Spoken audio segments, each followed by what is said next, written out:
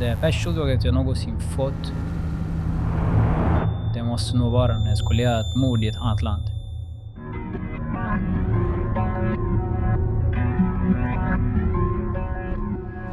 Det började med att jag var 11 år gammal. Jag och min vän tog hit till en gård. Så vi brukar alltid gå till den gården för han bor där. Vi softade där med hans andra vänner och sånt. Så kom det en kille till gården. Jag kände inte honom. Ja, han var några år äldre än mig och sånt. Sen han kom fram till mig. Så vi började snacka lite och sånt. Och han frågade om min snap och sa om jag har snap. Så jag tänkte inte så mycket på det. Så jag tog hans snap. Jag trodde det var typ så bara typ så en ny vän och sånt. Men jag tyckte att jag tyckte det var skumt för han är äldre. Alltså vilken äldre skulle vilja vara vän med mig. När jag var 11 år gammal typ. I början så det var helt tomma. Alltså det var jag vill tycka att jag är en äldre vid min sida och sånt. Alltså vi skrev typ så. Vad ska du göra idag? Det kunde också vara typ så. Vad gör du? Hur mår du? Allt bra med familjen? Typ sånt. Som en bra vän kan man säga. Jag märkte inte att han ville att jag skulle gå in i kriminalitet då. Så jag fortsatte skriva med honom och sånt. Så gick jag till gården en gång. Typ kanske en månad efter vi hade börjat skriva och sånt. Sen så var han där en gång. Sen vi snackade och sånt. Så han kom för en radie, alltså 500 kronor. Så jag blev chockad. Bara tack så mycket för sånt. Alltså han gav mig pengar hela tiden typ. Det pågick några, alltså typ så två år typ. Och sen efter det, alltså jag blev pengahungrig efter jag visste vad man kunde göra med pengar och sånt. Och sen när jag hade fyllt typ så kanske en vecka efter jag hade fyllt 13, han sa till mig vad gör du och sånt. Så jag svarade på frågan var ingenting och sen dödade alltså han var ingenting. Sen efter det han frågade mig om jag hade fyllt 13. Så jag bara jag fyllde 13 för en vecka sedan och sånt. Sen bara okej, men bror jag har en fråga till dig. För jag vill bli aktiverad och tjäna cash och sånt. För till att typ så sitter hemma med inga cash och sånt. Så jag bara jag ska tänka på det och sånt. Han bara okej bror. Jag tänkte det finns en risk inom det att du blir fångad. Så jag tänkte på om jag verkligen vill göra det. Men under den tid jag hade inte så bra konsekvenstänk. Så jag hade hört från mina vänner och sånt att folk de är fullt med pengar i området och sånt. Jag såg upp till den livsstilen. Jag romantiserade kriminalitet. Jag tänkte jag vill också vara som dem. Jag vill också få bra rykte. Och sen jag sa ja. Efter att jag hade tackat ja, jag började jobba och sånt. Så skrev han till mig att jag ner Telegram. Efter jag började skriva där i ungefär ett dag. Så bad han mig att gå till en lägenhet. Och sen efter det, taxin hämtade upp mig. Lämnade mig vid en adress. Jag kände att jag blev nervös. Så jag kände att jag fick den känslan i magen. Typ, tänk om polisen. De kommer. De är tillslag i lägenheten. Så jag gick upp i lägenheten. Jag såg fullt med narkotika. Alltså jag blev riktigt chockad. Jag hade aldrig sett så mycket i mitt liv innan. Jag såg ungefär 50 kilo, 60 kilo minst in alltså, i hela lägenheten. 4 väskor, bara med plattor och sånt. Med 100 gram hasch och sånt. Så gav de mig en lur. Och man sa att jag skulle bygga den här luren med kunder och sånt. Han tog ut en platta, alltså en 100 grammare hasch. Och han sa till mig att jag skulle filma. Så ville han att jag skulle lägga ut det på en telegramgrupp. Sen vi skrev aktiv och sånt. Hur mycket priserna är och sånt. Luren började byggas fullt av kunder. Och Och ja, de andra killarna var de som gick och mötte dem. Jag bara var i lägenheten och höll vakt och sånt. Jag gick och mötte dem. Jag höll på så i ungefär en månad. Tills jag började få andra jobberbjudanden. Som innebär mycket mer pengar. Det var där. Och sen jag sparade upp pengarna. För jag sparade upp till en jacka. Jag var pengar till min morsa en gång. Jag satt igen att jag hade sålt min krocka. Hon undrade just var pengarna kom ifrån. Så sen sa jag bara att så jag hade sålt min krocka och sånt. Jag undrar ju så självklart var pengarna kom ifrån. Och jag undrar liksom var kläderna kom ifrån. Och jag frågade ju honom. Men han var ju ärlig. Man vill ju gärna tro på sitt barn. Jag vet inte om det är att man är lite naiv. Och det är man säkerligen. Man vill liksom inte att han ska... Man vill ju aldrig tro det om sina barn. Jag kopplar aldrig det till kriminalitet. Efter att jag höll på med detta i ett tag med att typ så hålla vakt och sånt. Så fick jag ett annat jobb erbjudande. Och det var att göra transporter som det kallas för TPS. Så en av dessa leveranserna så kunde det vara typ att leverera vapen typ till andra städer och sånt. Men det var väldigt sällan det kom till vapen. Så jag är ändå rädd när det kommer till vapen att du ska leverera det. För det är mycket mer straff. Alltså det är värre än narkotika.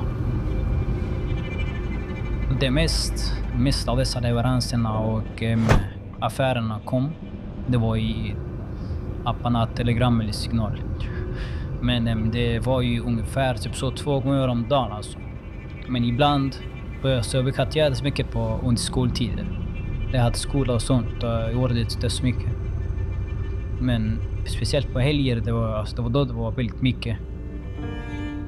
Jag gick alltså aldrig som bilet. Nästan aldrig, bara när jag skulle gå till stash och sånt.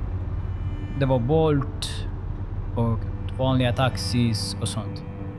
Bolt och Uber. Typ 90% av gångerna. Jag fick trauma från hur mycket min lur ringde. Så att än idag när min lur ringer jag tror fan jag ska göra ett jobb och sånt.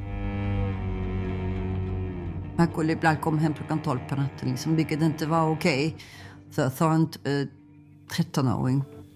Det var så konstant ringande, kommer jag ihåg. Jag ringde honom hela tiden och frågade var han var. Ibland svarade han inte och ibland var han lite så, nej men jag är bara här runt hörnet. Och det som sagt, det blev ju ganska mycket intrig och här hemma det blev ganska mycket bråk. För att jag ifrågasatte honom och jag försökte sätta gränser till honom för att han inte skulle vara ute och springa så mycket.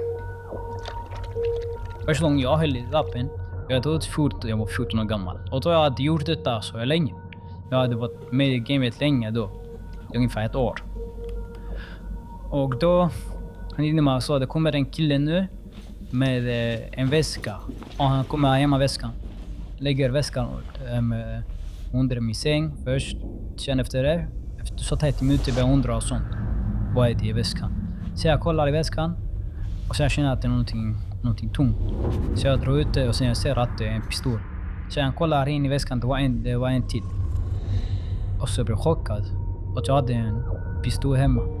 Jag blev rädd ifall polisen skulle komma. Och så fick jag en tanke om polisen kommer nu och det gör tillslag hemma hos mig och sen de hittar det och så. Sen jag tog några bilder med pistolen och sånt. För jag ville så jag kände att det var coolt sånt. Sen skickade till mina vänner och sånt. Att jag hade en pistol och sånt. Sen efter det, en dag efter. Han säger till mig att du ska gå och testa den nu. Jag går ut och sätter mig i bilen. Sätter mig på baksätet. Jag åker till en skog. Sen jag går ut. Vi går. Vi gick in och så fick ändå typ så 10 minuter in i skogen. Så bad han mig. Och jag skulle ladda den. Lägga in skott i tiden och sånt. Och sen skulle jag skjuta. Jag lägger in magen till pistolen. Jag drar bak den. Så jag siktar. Och sen jag skjuter mot ett träd.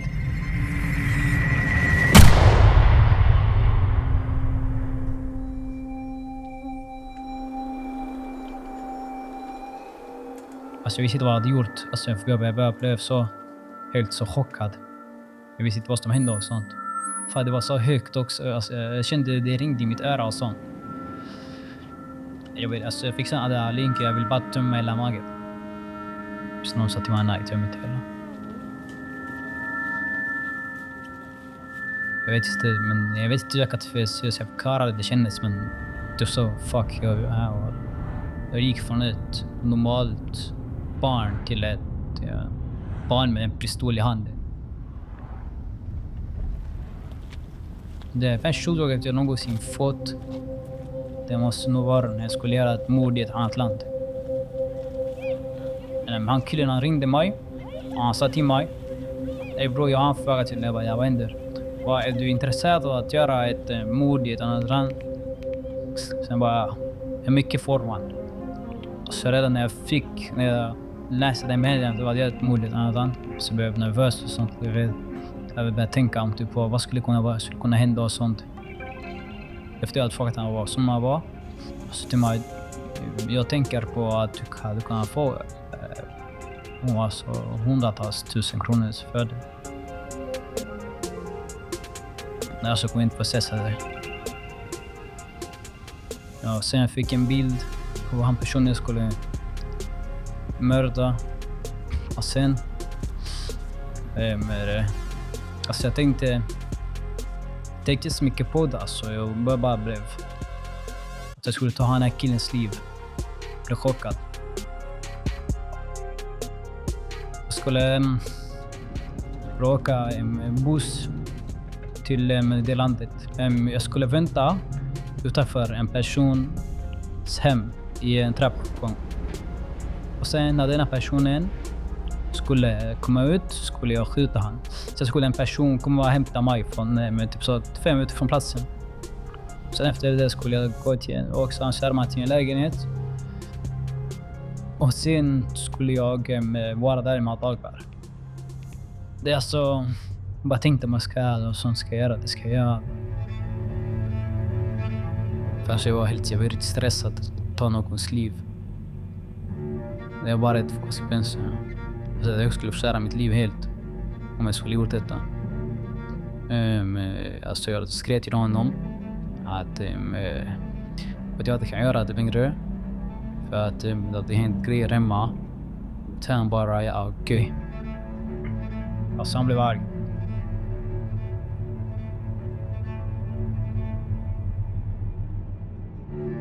Jag blev lättnad. Det var lättnad. Att ta sig ur det. Än idag jag tänker på det, att jag är tacksam att jag kom ur det. Alltså det går inte att ta himlen så förälder. Alltså tänk vad man hade gjort. Tänk vad man skulle gå och mörda någon. Hur ska han leva med det resten av livet sen? Alltså det är jättemycket känslor. Jag vet inte hur jag ska förklara känslor. Alltså det är jättesvårt. Det går inte att ta in alltid. Nej. Efter några år så blev jag till slut påkommen.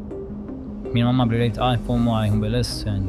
Och jag kommer ihåg att polisen som tog mig, han sa till mig att han inte har sett en enda person som har kommit långt i det här livet.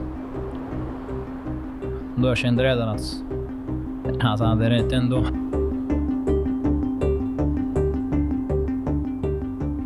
Jag tror jag skrek. Jag skrek väldigt mycket på honom. Och jag var så besviken. Jag var arg och det kommer alla känslor igen liksom. Alltså tänkte du har ändå gått och burit på detta. Du har ändå tänkt att någonting är fel. Men du har inte kunnat sätta fingret på det. Och när du väl nu får bekräftelsen att nu har han verkligen gjort någonting. Och någon har fångat honom. Då tänker du, okej, nu måste jag agera. Och där var det liksom, han måste bort. Han måste bort ifrån denna stan. Och han måste ha igen. Efter med denna händelsen att hälften var tagen så blev jag placerad och slutade med sånt. För att jag vill inte bli placerad igen, jag vill inte gå igenom det där igen. Jag tycker att det är riktigt äckligt hur de utnyttjar yngre för att de själva ska kunna bli rika av dem. Sen när man torskar så de slängt dem. förkastad. Jag ångrar att jag tackade ja till det. Att jag tackade ja till uppdragen och sånt.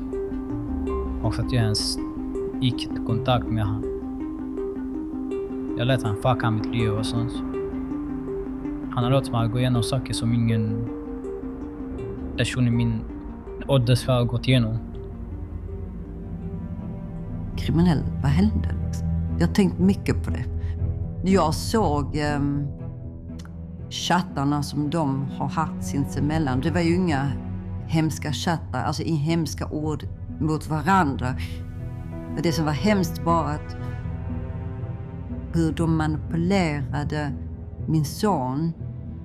Att ja, men jag har gett dig någonting och därför måste du hjälpa mig nu. Det är en sorts broderskap, en falsk trygghet som inte existerar.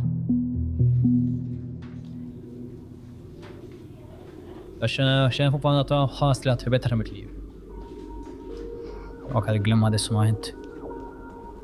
Om jag hade haft pengar eller bott någon annanstans tror jag verkligen att jag skulle kunna tacka nej till det och sånt. Fast jag inte hade varit pengahungrig då. Allt jag har varit med om har påverkat mig mentalt dåligt alltså. För att ingen min ålder ska gå igenom det jag har gått igenom. Det är inte normalt.